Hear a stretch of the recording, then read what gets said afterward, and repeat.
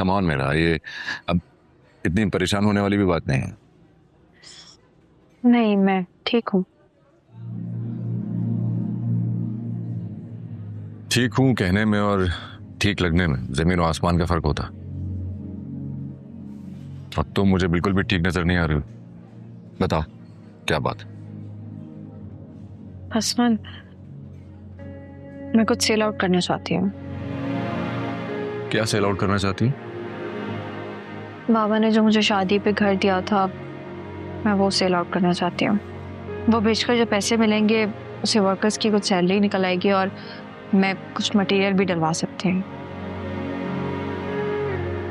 अच्छा,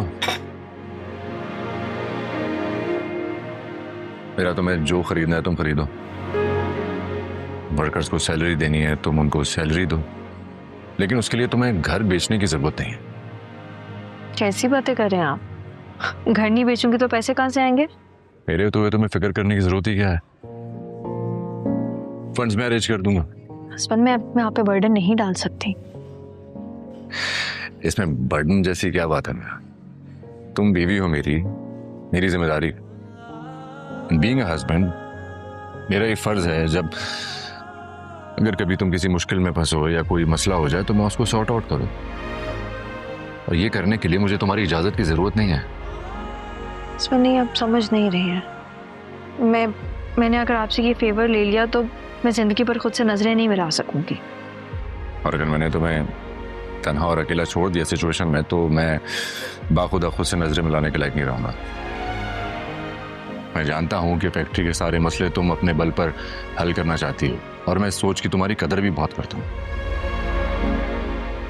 लेकिन फैक्ट्री इस वक्त जिस पोजीशन में है, सिचुएशन में तुम्हें कुछ कॉम्प्रोमाइजेस करने पड़ेंगे।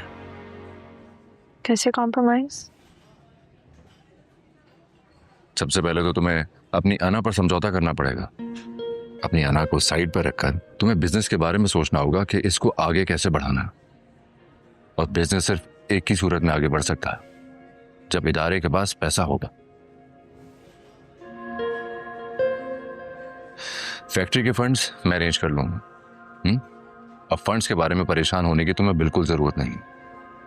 तो आपके होते हुए मैं कभी परेशान हो भी नहीं सकती। गुड। तुम मुस्कुराते हुए बहुत क्यूट लगती हो। क्या क्या कहा आपने? मैंने कहा मेरा तुम मुस्कुराते हुए बहुत क्यूट लगती हो।